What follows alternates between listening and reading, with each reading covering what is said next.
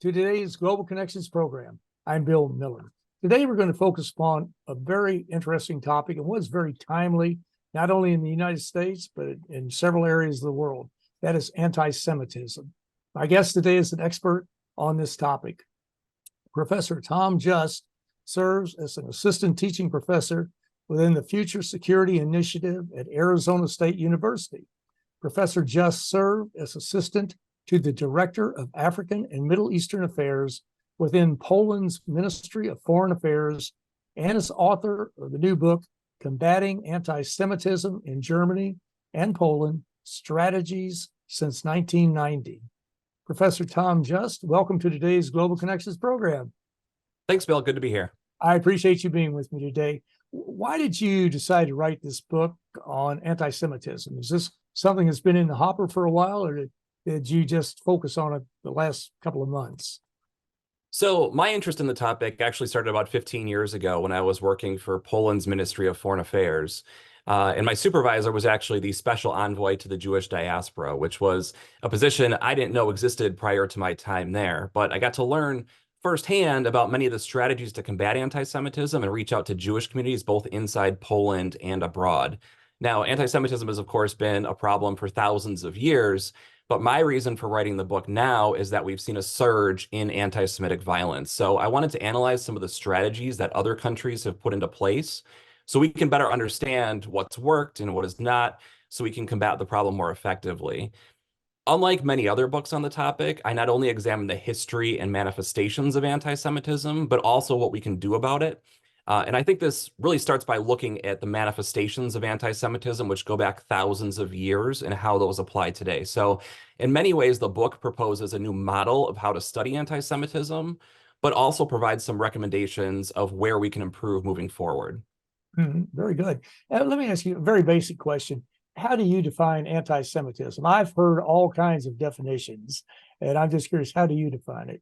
Yeah, so as you're probably aware, there are a wealth of definitions out there from different organizations, and they all have a different twist on it. So my definition that I state in the book is hostile attitudes or attacks targeting Jewish people, symbols, or interests based on religious, economic, racial, or political grounds. And I think it's important to mention those last four adjectives that I use, because those are what I find to be the four primary manifestations of anti-Semitism. And just going through each of those, so religious is the oldest form, dating all the way back to antiquity, and refers to the perceived refusal of Jews to adhere to majority social and cultural practices. And this developed in different contexts. In Europe, it took on its own forms with the rise of Christianity. Then we have economic anti-Semitism, which arose during the Middle Ages and involves stereotypes of Jews as being greedy, dishonest, wealthy, and especially in the European context, exploiting Christian debtors. And an important factor in this was that Christianity at the time had prohibited usury, so charging interest on loans, which allowed many Jews to fill those professions, and that's in large part where those stereotypes originate.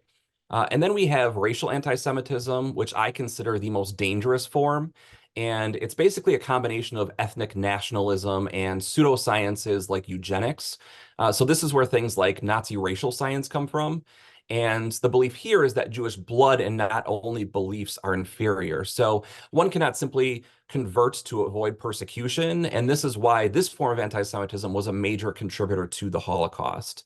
And then finally, we have political anti-Semitism, which is the belief that Jews seek illegitimate political control, often through criminal or nefarious means, and can also involve things like Holocaust denial and Zionist conspiracy theories.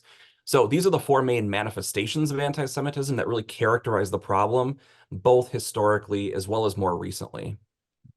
Every one of those categories you mentioned, we could apply to the United States right now in some way, shape, or form, which we will in just a moment. But I'm just curious, before we leave Europe, how did what is the history of anti-Semitism? Well, we know it to some degree in Germany, but also with Poland. Poland was also involved in the Holocaust, as well as many other areas over there. But how did you focus on Poland and Germany?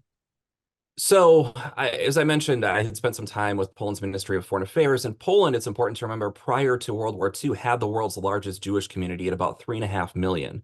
Over 90% of Polish Jews were killed in the Holocaust. So Poland historically had been more tolerant toward Jews than the rest of Europe, which is why it had such a large Jewish community. Jews were persecuted across Europe, across the world, and oftentimes they would find a safe haven in Poland. That began to change in the 1920s and 1930s when you had the rise of nationalism, and in Poland, specifically Catholic nationalism, which meant that there was a push among some to create a Polish Catholic state at the exclusion of other groups such as Jews. So anti-Semitism has been a bit different in both countries, both Poland and Germany. In Germany, you had a lot of the racial anti-Semitism with the rise of the Nazis. In Poland, you had this push for Catholic nationalism. So it's characterized a bit different in each case, but each of those four manifestations have been present in each of these two cases. Of course, we all remember the horrible Warsaw Ghetto in Poland, which we cannot forget for sure. You mentioned in your book that Germany and Poland have developed strategies to combat anti-Semitism. What are some of those strategies? So there are two primary strategies to combating anti-Semitism, and the first of these are legal measures, and the second is what's called public diplomacy. So the legal measures restrict certain behaviors and speech, such as Holocaust denial, Nazi slogans, and so forth. And on the other hand, the public diplomacy initiatives try to influence attitudes. So this can involve engagement with non-governmental organizations, commemorating Jewish history and culture and their contributions to a particular society in order to create more positive attitudes toward Jewish communities. And this can also involve dispelling certain anti-Semitic myths that may be pervasive and spread anti-Jewish hatred. Now, the strategies in both Germany and Poland developed largely independent from one another, but in each case, these are the two primary strategies that have been implemented. Now, is it illegal is it Germany where it's illegal to deny the Holocaust ever happened and to, well, I guess to publicly focus your ire and hatred on Jews, or is that sort of moved away a bit or been dissipated? Actually, in both countries, in Germany and Poland, it's to deny the Holocaust. And it's enforced a bit differently in each case. So in Germany, there are laws in the German basic law that prohibits Holocaust denial specifically, but also libel against a particular group based on ethnicity, religion, and those sorts of factors. So Holocaust denial can be prosecuted in a number of ways within Germany. And Poland actually has its own institute called the Institute of National Remembrance, which is basically a think tank that investigates Nazi and communist crimes in the country, but also has prosecutorial powers. So they can prosecute Holocaust denial themselves within the country. So it's a bit of a different approach in each case, but Holocaust denial is banned in both Germany and in Poland. We've seen in the United States really a resurgence. I guess it's been here all along, but maybe they've been in the closet or whatever until the last 6 years or so, but of neo-Nazi groups and the like. What is the situation in Poland and Germany right now? Has there been a decline in the neo-Nazism? And I'm going to translate it into hatred for Jews and many other people in the process, but is there an increase or decrease?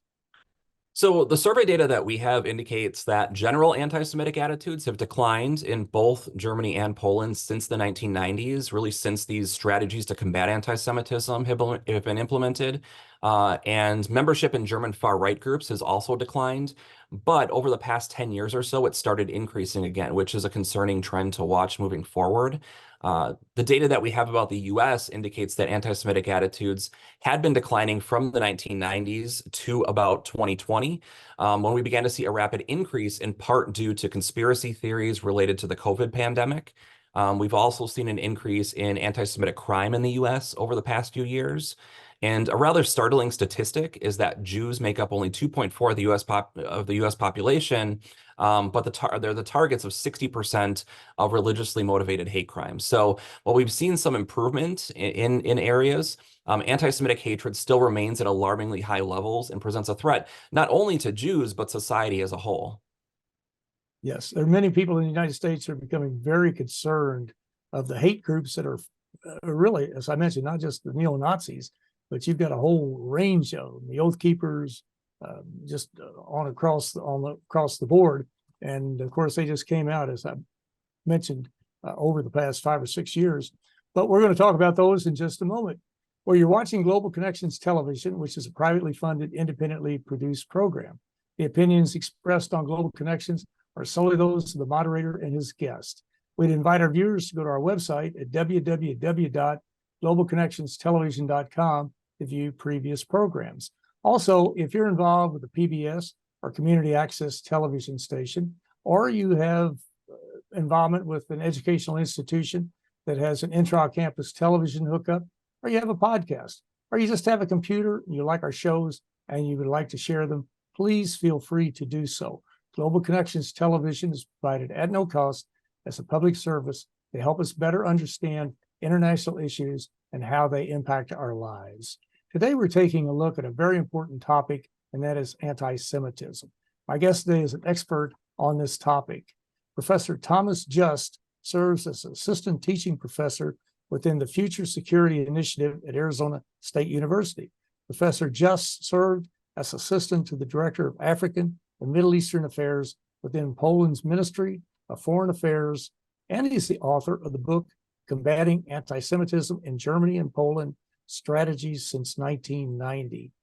Tom, before we leave Europe, do you think the situation is improving in those two countries, just generally speaking, as far as people becoming more tolerant of one another, more understanding, trying to learn about the person's background, educational background, and a variety of things like that? Or do you see it, is it getting worse? So the data that we have in the two countries that I focus on in Germany and Poland show that general attitudes have become more tolerant over time. So toward Jews, that's been the case in both countries. In Poland, especially since these strategies to combat anti-Semitism have been implemented, we've seen an increase in sympathy toward Jews and a decrease in antipathy. We've seen a similar in the German case. However, in Germany, we've seen a rise in xenophobia in recent years, particularly with the influx of Syrian and other refugees into the country. So that's a concern. So I think in that particular area, in terms of general attitudes, we've seen improvements. But in terms of anti-Semitic crime, that's something that's increased, especially in Germany over the last 5 years or so, and has reached some new high points. So I think these strategies have been very effective in terms of making the society as a whole more tolerant, but they have been less successful in terms of impacting the attitudes of those who are most willing to go out and commit crimes based on their anti-Semitic or xenophobic beliefs. In the United States, and I guess worldwide, really, it's been reported that so many of these myths or the misconceptions people have towards one group towards another has been accentuated through Facebook, through Twitter, now called X, whatever. Do you find that that's the major form of transmitting a lot of these baseless conspiracy theories? So the data that we have shows that 80% of European Jews report experiencing anti-Semitic harassment in the last 5 years among those who have reported experiencing some harassment. So the online environment has been very challenging for a number of reasons. One of those is the issue of jurisdiction. So whereas anti-Semitic speech, Holocaust denial, these sorts of things may be banned in countries like Germany and Poland, they don't necessarily have the tools to enforce those laws on the internet. So somebody can create a domain in the US or Denmark or somewhere where that sort of speech is not banned. And that's where a lot of these sorts of conspiracy theories can really spread like wildfire. So I think that's one of the challenges that we have going forward. There have been some approaches developed to combat anti-Semitism online, but they're really in their infancy and have not been implemented on a wide scale. So this is an area where I think a lot more needs to be done. We're right in the embryonic stage of artificial intelligence right now. It seems like AI, and it's really hard to predict what's going to happen. But what role do you see AI playing as far as to helping to educate people or to miseducate them, shall we say, and make the situation worse? I think one area where we've seen AI be somewhat effective, it's arguable is to what extent, is on things like content moderation on large social media platforms. So obviously sites like Facebook, Twitter, and so forth, it's very difficult to police or moderate these sorts of beliefs online. But I think artificial intelligence is a good way to flag certain content and alert social media companies to where people have violated their terms of service. So that's one area where I think artificial intelligence has been somewhat effective to this point, is an area where we probably see that expanding going forward. Mhm. Now you're in Arizona at Arizona State University, and That's correct. you've had a front row seat watching all the protests going on around the country, especially the last 3 or 4 weeks, which seemed to have accelerated and gotten more violent, virulent, and more off track, I think, from what they originally planned to have with their protests. How do you view these protests, and how do they tie into your book? Are there lessons in your book that we can pull out to apply to some of these protesters, or to help ameliorate the situation, promote dialogue, discussion, conversation, and downplay some of the hatred? So it's certainly possible to have legitimate criticisms of the Israeli government, which has been the focus of some, and criticize Israeli officials without being anti-Semitic. In fact, many Israelis themselves are quite critical of their own government. Mhm. But where criticisms of Israel often veer into the realm of anti-Semitism is when people will apply double standards to Israel that they would not to other countries in similar situations, or accuse Jews as a whole of being responsible for the actions of the Israeli government, or accuse Jews of inherently being more loyal to Israel than their home country, or employing Zionist conspiracy theories to justify attacks on Jews, such as the Hamas attacks on October 7th of 2023. So I think there are certainly legitimate criticisms that one can have about Israel's prosecution of the war in Gaza, but when such criticisms veer into the realm of calling for violence against Jews as a whole, that's where it becomes anti-Semitic. And we've also seen a rise in anti-Semitic conspiracy theories on the far right, for instance, with the QAnon movement and so forth. And those movements actually recycle a lot of ancient and medieval anti-Semitic tropes like that of blood libel. So you'll hear these claims of elites drinking the blood of children, and that's something that actually goes back to the Middle Ages within Europe. So when a child would go missing, oftentimes they would blame the nearby Jewish community for kidnapping that child and using their blood in religious ceremonies. So that's something that we've also seen a resurgence of in recent years. Mhm. Did you say that's blood libel? Is that what you said? That's correct. That's what Yes. that's the term for that. Another term I've seen float around is deicide. What exactly is that? So that is the belief that goes all the way back to the origins of Christianity, and is a result of people misinterpreting passages in the Bible to believe that Jews are responsible for the killing of Jesus Christ. So as I mentioned, blood libel goes back to the Middle Ages, but deicide goes all the way back to antiquity and is something that has been used to persecute Jews for centuries. Exactly. Now, what would you recommend? You viewed this from the European standpoint. You're a scholar in this area. You've looked at study after study, researched it. What would you recommend to the groups in this country right now? I know there are so many diverse groups; it's hard to pin one of them down. But let's just say the protesters at Columbia University or something like that, to get them to acknowledge certain facts and still be able to protest perhaps Benjamin Netanyahu's approach to dealing with the situation in Gaza, as opposed to that being anti-Semitic or anti-Jewish or whatever the case might be. Yeah, as I mentioned, I think when criticism of the Israeli government starts to veer into blaming Jews as a whole for the actions of Israel, that's where we see a real rise in anti-Semitism. And I see some of the chants at these protests that are calling for violence against Jews. So, for example, the use of the term intifada, which has been pretty popular. When Jews and especially Israelis hear that term, oftentimes that implies, at least to them, violence against that community. So I think that's where a lot of these protests have really veered into the realm of anti-Semitism, and where Jewish groups and Israelis have felt a threat from these sorts of protests. So oftentimes they will go beyond simply criticizing the Israeli government or drawing attention to the plight of people in Gaza and in the Palestinian territories. And when it's calling for for example, Palestine will be free from the river to the sea, many Israelis and Jews will take that to mean the elimination of Israel. And along with that is implied the elimination of Jews who reside in that territory, where Jews have resided for thousands of years. So that's where I think a lot of the messaging from the protests can detract from legitimate concerns that people have about the suffering of people in Gaza and into the realm of violence itself against Jews and Jewish communities, not just in Israel, but globally. Mhm. And the protesters, many of the protesters are protesting for the right reasons, but so often it seems like they've been hijacked by a lot of extremists on one side or the other, whichever the case might be. I can identify a few places. But again, we don't want to fall into that trap of, well, what they were saying in the United States back when George W. Bush launched an illegal invasion of Iraq, saying if you didn't support this invasion of Iraq, even though there were no weapons of mass destruction, no proof in that direction, that you're anti-American. And that was not the case at all. And I know dozens of people who are pro-Israeli, pro-Palestinian, and anti-Benjamin Netanyahu. So you can be all three of the above, I guess. Yeah, and I would agree with it. I think there are certain legitimate concerns that people have about officials in the Israeli government. You have Netanyahu's coalition, where there are a number of very far-right members. Itamar Ben-Gvir, who's the national security of Israel, has used a lot of very inflammatory and some would say genocidal rhetoric against Palestinians.